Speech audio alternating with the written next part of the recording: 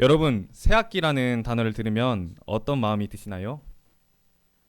저는 새학기가 되면 왠지 모르게 좋은 일이 가득할 것 같아 기분이 참 좋습니다. 여러분은 어떠십니까? 아마도 다들 공부든지 운동이든지 이런저런 멋진 플랜을 세우고 신나는 상상 회로를 돌리고 계실 것 같습니다. 그러나 막상 학기가 끝나고 한 해가 지날 때쯤엔 어떻습니까? 열의 아홉은 계획에 실패해서 자책하고 후회하고 있습니다. 주변에 잘 되는 사람은 어찌 그리도 밉상처럼 보이는지 시기하고 질투하는 마음이 샘솟습니다. 이처럼 우리들은 세상적인 재미와 만족에 매여 그것으로 기쁨을 채우고자 애쓰지만 오히려 그것으로 인해 더 낙심하고 좌절하게 됩니다. 마음은 더 좁아져만 가고 기쁨 없는 삶은 얼굴에 어두움을 드리우게 되는 것입니다. 그렇다면 무엇을 통해 우리는 진정한 기쁨을 누릴 수 있을까요? 대부분의 사람들은 신앙생활을 힘들고 어려운 것이라 여깁니다. 우리가 생각하는 즐거움이나 기쁨과 거리가 멀다고 생각합니다. 하지 말아야 할 것도 많고 해야 할 것도 많다는 생각에 오히려 기뻐할 만한 것들을 누리지 못하게 한다 생각합니다. 그러나 하나님께서는 이것을 통해 우리에게 충만한 기쁨을 주고자 원하십니다. 진정으로 하나님을 경외하고 하나님과 동행하는 사람을 보면 상황이 어떠하든지 간에 얼굴에 기쁨이 가득함을 알 수 있습니다. 계획이 잘 풀리든 못 풀리든 연연하지 않고 하나님과 함께하는 삶 그 자체로 기쁨을 누립니다. 그렇다면 어떻게 해야 우리는 하나님께서 주시는 이 기쁨을 매일 충만히 누릴 수 있을까요? 오늘 요한복음 말씀에서 예수님께서는 그 비결을 우리에게 알려주십니다. 이 시간 예수님이 주시는 말씀을 깊이 배워 삶에 적용할 수 있기를 원합니다. 이를 통해 의미 있고 즐거움 가득한 새 학기를 출발하는 우리들이 되기를 간절히 기도합니다. 파트 1. 풍성한 열매를 맺어야 합니다. 우리가 충만한 기쁨을 누리려면 먼저 풍성한 열매를 맺어야 합니다. 1절 말씀과 5절 상반절 말씀을 보겠습니다. 예수님께서는 하나님을 농부, 자신을 포도나무, 우리를 가지라 말씀하십니다. 나무의 열매는 농부의 기쁨입니다. 처음 땅을 일구어 씨앗을 심고 틈나는 대로 물과 비료를 주며 나무가 자라기까지 농부는 쉴 틈 없이 땀 흘려 일합니다. 또 열매를 맺기까지도 쉬지 않고 매일같이 잎을 솎아주고 가지를 관리하면서 고된 시간들을 보냅니다. 그러나 이후에 아름다운 열매들이 풍성히 맺혔을 때 농부는 힘들었던 것을 모두 잊고 전심으로 기뻐하게 됩니다. 우리 하나님께서도 이와 같으십니다. 농부 되신 하나님은 포도나무이신 예수님께 달려있는 우리가 맺는 열매로 하여금 기뻐하십니다. 또한 가지된 우리는 열매 맺는 사명을 다했을 때 하나님께 귀히 여김을 받게 되고 매일 부어주시는 은혜 가운데 기뻐하게 됩니다. 즉 우리는 하나님께서 원하시는 아름다운 열매 맺는 삶을 이루었을 때 충만한 기쁨을 누릴 수 있습니다. 그렇다면 구체적으로 풍성한 열매를 맺기 위해선 우리가 어떻게 해야 할까요? 가장 먼저 첫째로 예수님 안에 거해야 합니다. 4절 5절 말씀을 함께 읽겠습니다. 시작. 내 안에 거하라 나도 너희 안에 거하리라. 가지가 포도나무에 붙어있지 아니하면 내 스스로 열매를 맺을 수 없음 같이 너희도 내 안에 있지 아니하면 그러하리라. 나는 포도나무요 너희는 가지라. 그가 내 안에 내가 그 안에 거하면 사람이 열매를 많이 맺나니 나를 떠나서는 너희가 아무것도 할 수 없음이라. 가지된 우리가 열매를 맺기 위해선 가장 먼저 참 포도나무 대신 예수님께 달려 있어야 합니다. 과수원 농사를 짓는 분들은 과일 나무에서 좋은 열매를 얻기 위해 젖붙이기라는 것을 합니다. 예를 들어 여기 두 나무가 있습니다. 한 나무는 과일은 너무 맛있지만 연약해서 조금만 날씨가 좋지 않으면 쉽게 병에 걸려 고사합니다. 또 한 나무는 너무 튼튼해서 병도 안 걸리고 파릇파릇하지만 과일이 너무 맛이 없습니다. 이럴 때 맛있는 과일이 열리는 나무의 가지를 톡 떼서 튼튼한 나무에 붙이는 것입니다. 그러면 어미나무의 튼튼한 유전 형질은 유지하면서 맛있는 과일도 얻을 수 있게 됩니다. 이를 젖붙이기라고 합니다. 이 젖붙이기의 핵심은 어미나무와 가지를 아주 잘 부착시켜서 세포 간의 통로가 이어질 수 있게 하는 것입니다. 혹여라도 가지와 나무 사이가 아주 조금이라도 벌어져 있다면 그 틈 사이에 병원균이 침투해서 나무와 가지를 모두 죽게 할 수 있습니다. 그러므로 가지는 어미나무에 끈끈하게 잘 붙어 있어야만 맛있는 열매를 맺을 수 있습니다. 이와 마찬가지로 가지된 우리는 참 포도나무 대신 예수님께 꼭 붙어 있어야 합니다. 조금이라도 예수님과 우리 사이에 빈틈이 보인다면 어떻게 되겠습니까? 마귀는 우는 사자와 같이 삼킬 자를 두루 찾아다닌다고 했습니다. 마귀는 바로 이 틈을 노려 우리를 집어 삼킬 것입니다. 또 우리의 연약한 틈 사이를 파고들어 더러운 죄악의 병균을 심고 우리와 예수님 사이를 멀어지게 할 것입니다. 그러므로 우리는 거룩하신 예수님 안에 온전히 거해야 합니다. 그러면 우리가 예수님 안에 거하기 위해서는 어떻게 해야 할까요? 학교도 직장도 다 때려치고 골방에 들어가서 하루 종일 성경 읽고 기도만 해야 할까요? 아닙니다. 예수님 안에 거하는 것은 삶 가운데 예수님과 하나 되어 연합해 살아가는 것입니다.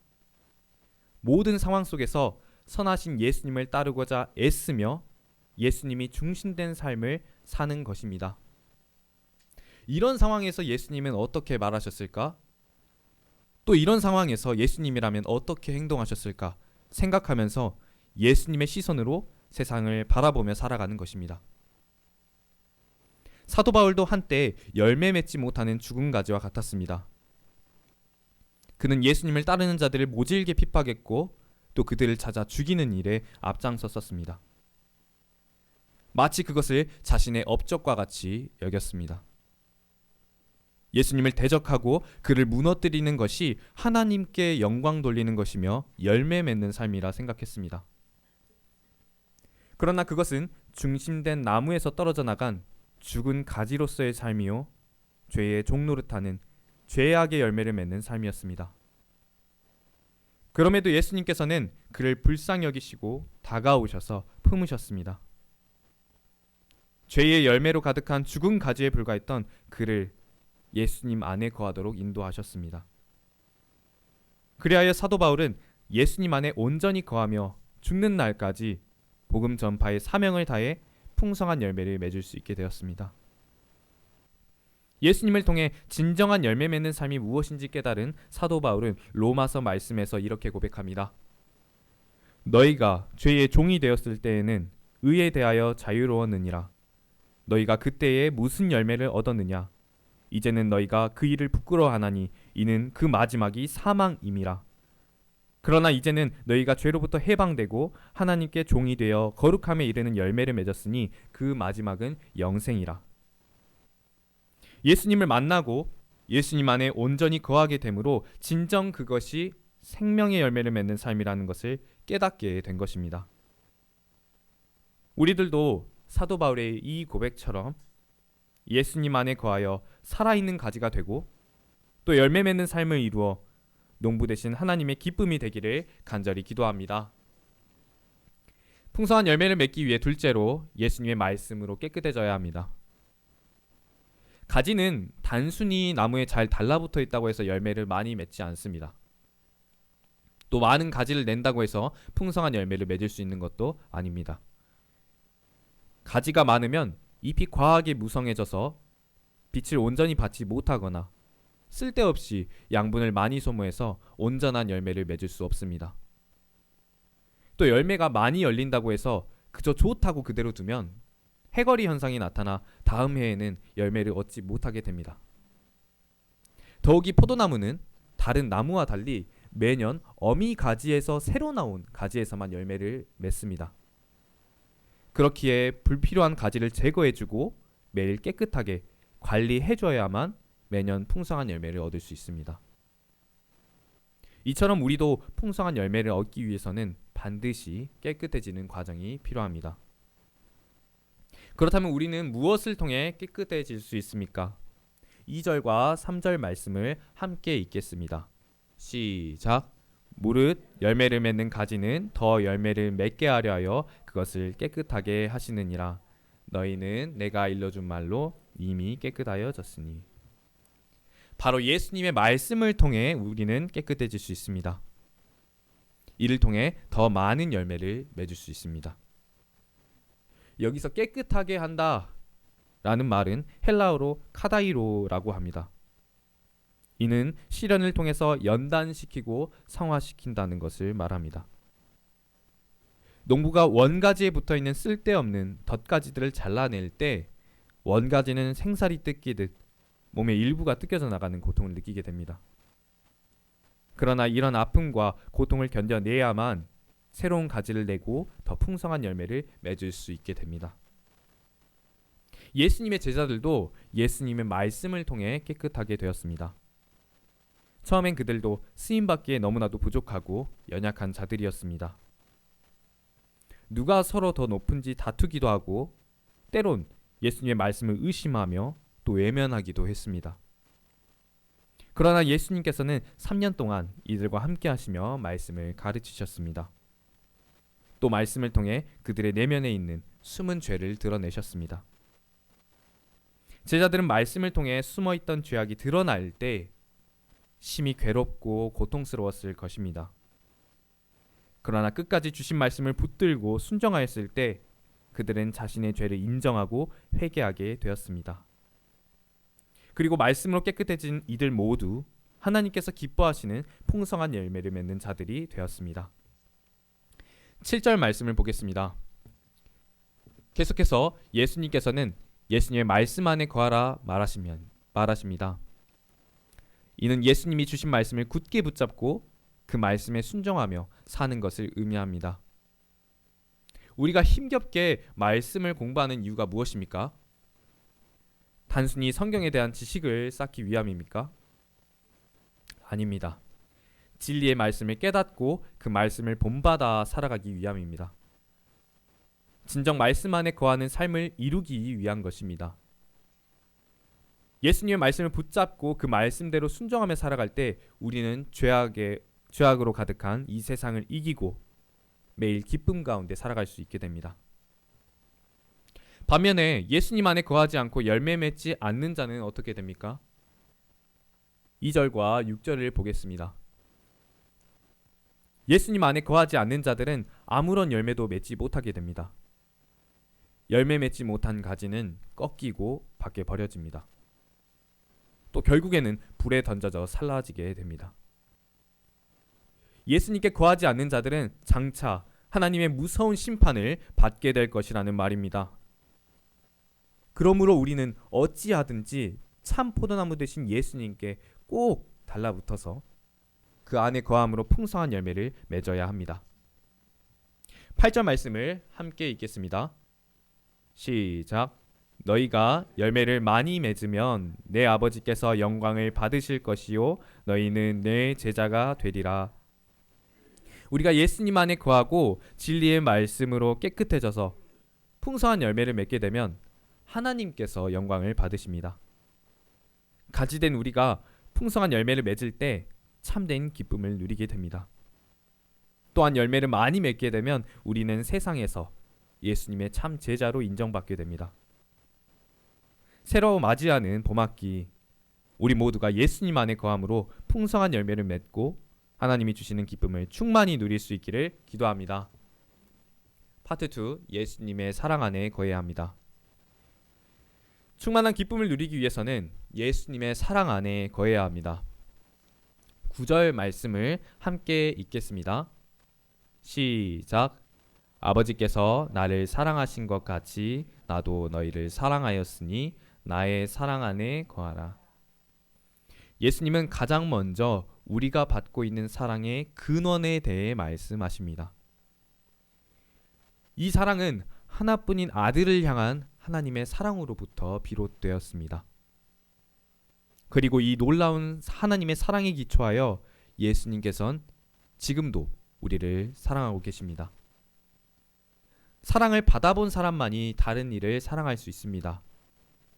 그러므로 우리는 다른 누군가를 사랑하기에 앞서 먼저 예수님께서 나를 사랑하셨음을 깨닫고 그 사랑 안에 거해야 합니다. 예수님이 우리를 어떻게 사랑하셨습니까? 로마서 5장 8절은 말씀합니다. 우리가 아직 죄인 되었을 때에 그리스도께서 우리를 위하여 죽으심으로 하나님께서 우리에 대한 자기의 사랑을 확증하셨느니라. 우리는 우리를 사랑하는 사람도 사랑하기 어렵습니다. 그러나 예수님은 끊임없이 예수님을 배반하고 죄악 가운데 살아가는 우리를 사랑하셨습니다. 사랑하시되 말로만 사랑하는 것이 아니라 우리를 대신하여 십자가에 달려 죽으시기까지 우리를 사랑하셨습니다. 우리는 어떤 상황에서도 변함없이 우리를 사랑하시는 이 예수님의 사랑에 거해야 합니다. 로마서 8장을 보면 사도 바울이 예수 그리스도의 사랑 안에 거하기 위해 얼마나 몸부림치는 투쟁을 했는가 보여줍니다. 누가 우리를 그리스도의 사랑에서 끊으리요? 환난이나 곤고나 박해나 기근이나 적신이나 위험이나 칼이랴. 기록된 바 우리가 종일 주를 위하여 죽임당하게 되며 도살당할 양같이 여김을 받았나이다 함과 같으니라. 그러나 이 모든 일에 우리를 사랑하시는 이로 말미암아 우리가 넉넉히 이기느니라. 내가 확신하노니 사망이나 생명이나 천사들이나 권세자들이나 현재일이나 장래일이나 능력이나 높음이나 깊음이나 다른 어떤 피조물이라도 우리를 우리 주 그리스도 예수 안에 있는 하나님의 사랑에서 끊을 수 없으리라. 세상 모든 것은 우리를 그리스도의 사랑에서 끊어버리고자 계속해서 유혹하고 있습니다. 그러나 우리가 사도 바울처럼 어찌하든지 그리스도의 사랑에 거하고자 힘쓸 때 그 모든 세상 유혹을 물리치고 승리의 삶을 살 수 있습니다. 계속해서 예수님은 사랑 안에 거하는 방법에 대해 말씀하십니다. 10절 말씀을 함께 읽겠습니다. 시작. 내가 아버지의 계명을 지켜 그의 사랑 안에 거하는 것 같이 너희도 내 계명을 지키면 내 사랑 안에 거하리라. 예수님은 하나님의 계명을 지켜 행함으로 그 사랑 안에 거하셨습니다. 하나님께서는 예수님을 통해 인류 구원의 역사를 이루실 것을 계획하셨습니다. 어린 양 되신 예수님의 십자가 고난과 피 흘림을 통해 죄인들을 구원하고자 하셨습니다. 예수님 입장에서 인간적으로 생각하면 하나님의 사랑을 의심하고 불신할 수 있었습니다. 그러나 예수님은 하나님의 사랑을 온전히 신뢰하고 하나님이 세우신 계명을 지키셨습니다. 하나님의 뜻을 따르고자 영광의 보좌도 내려놓고 이 땅에 내려오셨습니다. 죄가 없으심에도 불구하고 우리를 위해 세상 모든 죄의 질고를 대신 지셨습니다. 채찍질 당하셨고 창에 찔리셨고 십자가에 달려 죽으셨습니다. 그리고 이처럼 끝까지 하나님의 계명을 지켜 순종함으로 그 완전한 사랑 안에 거하셨습니다. 우리가 예수님의 사랑 안에 거하기 위해서는 예수님의 계명에 순종해야 합니다. 그렇다면 예수님이 주신 계명은 무엇입니까? 다 함께 12절 말씀을 보겠습니다. 시작. 내 계명은 곧 내가 너희를 사랑한 것 같이 너희도 서로 사랑하라 하는 이것이니라. 예수님께서 우리에게 주신 계명은 서로 사랑하라는 것입니다. 예수님은 우리 한 사람 한 사람을 모두 사랑하십니다.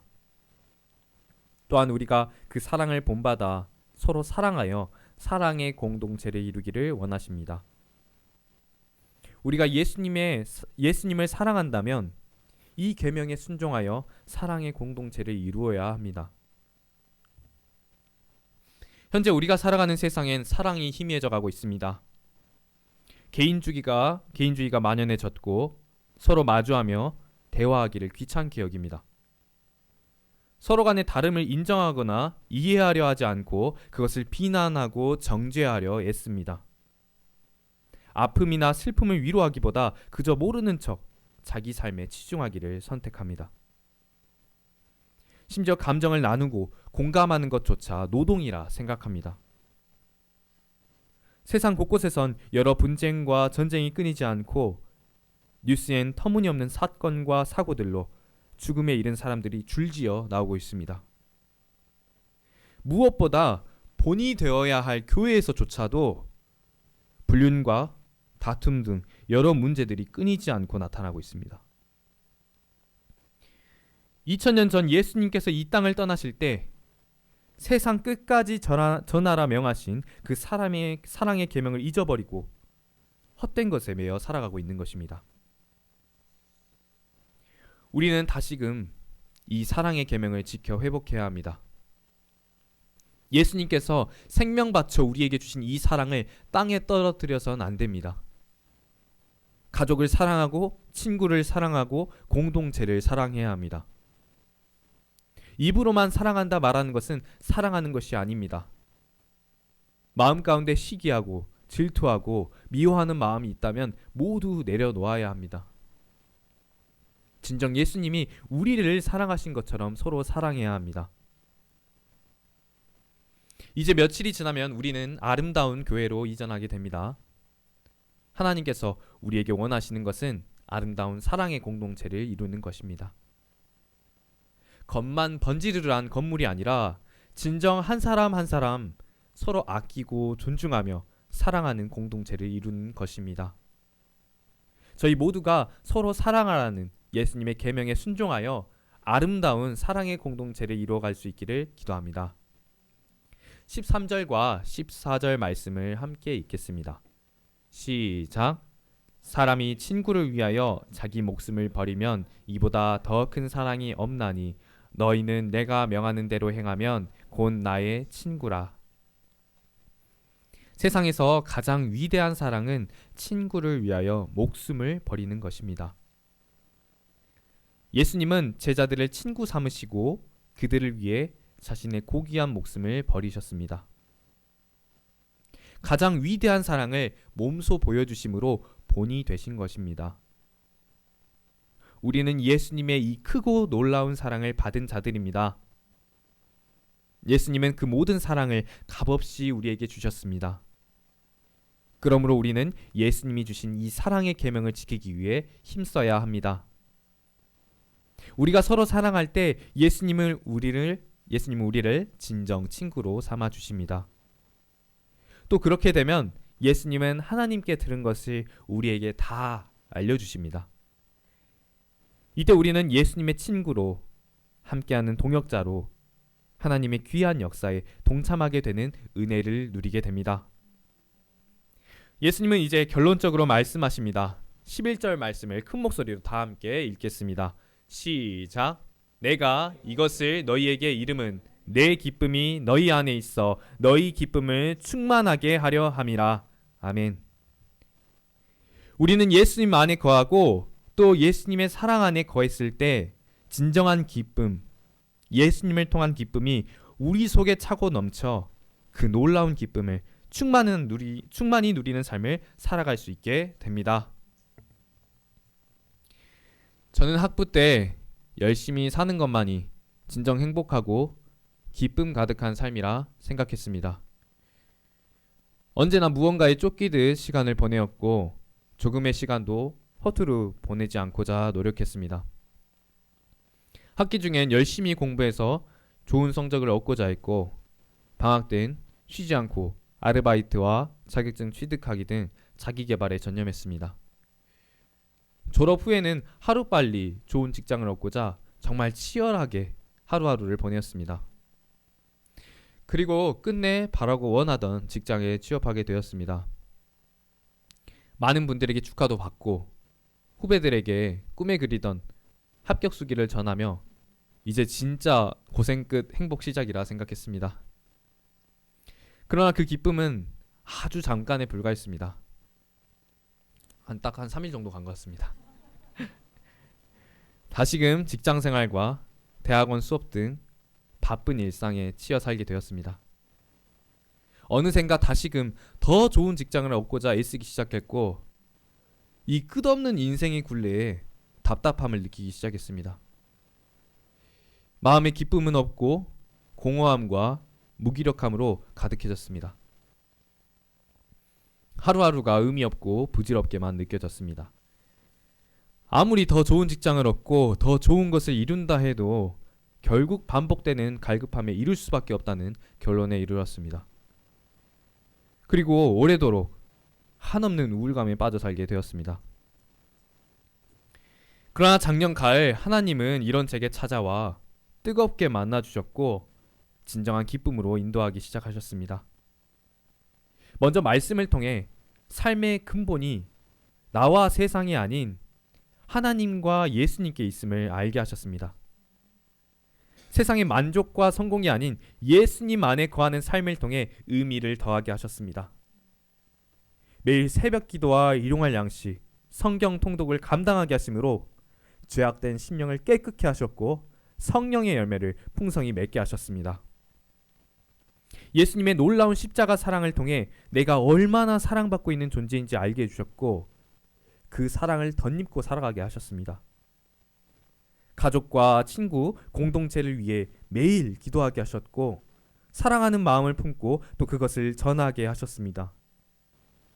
그리하여 오래도록 매여있던 무기력함과 우울감에서 빠져나올 수 있었습니다. 매일 예수님의 사랑 안에 거하며 세상 것과 비할 수 없는 충만한 기쁨을 누리며 살아가게 하셨습니다. 그리고 이제는 이 예수님의 사랑을 붙들어 세상에 나아가 담대히 전하는 삶을 이루기를 원합니다. 새학기에 지쳐 방황하는 양들을 겸손한 마음으로 섬기며 예수님 안에 거하도록 돕기를 원합니다.